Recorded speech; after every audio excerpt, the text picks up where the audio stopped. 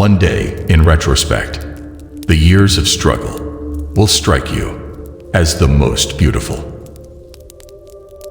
Being entirely honest with oneself is a good exercise. Most people do not really want freedom because freedom involves responsibility. And most people are frightened of responsibility.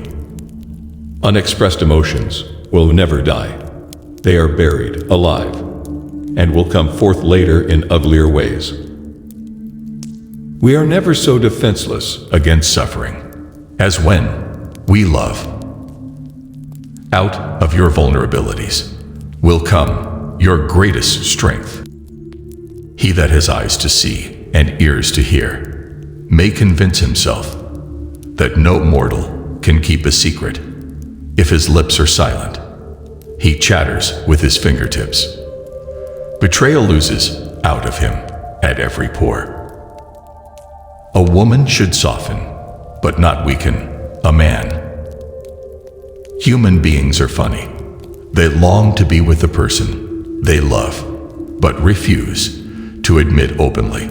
Some are afraid to show even the slightest sign of affection because of fear that their feelings may not be recognized, or even worse, returned. But one thing about human beings puzzles me the most is their conscious effort to be connected with the object of their affection, even if it kills them slowly within. Everywhere I go, I find a poet has been there before me. In the depths of my heart, I can't help being convinced that my dear fellow men, with a few exceptions of course, are worthless.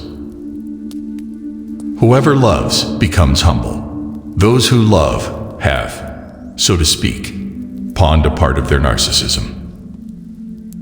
The madman is a dreamer, awake.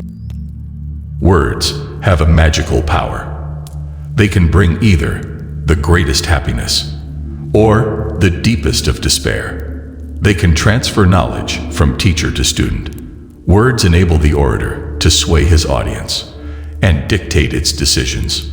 Words are capable of arousing the strongest emotions and prompting all men's actions.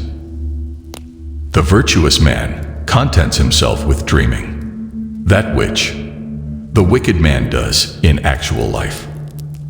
The behavior of a human being in sexual matters is often a prototype for the whole of his other modes of reaction in life. It is that we are never so defenseless against suffering as when we love, never so helplessly unhappy as when we have lost our loved object or its love. It is impossible to escape the impression that people commonly use false standards of measurement, that they seek power, success, and wealth for themselves and admire them in others, and that they underestimate what is of true value in life. Civilization began the first time an angry person cast a word instead of a rock. If youth knew, if age could,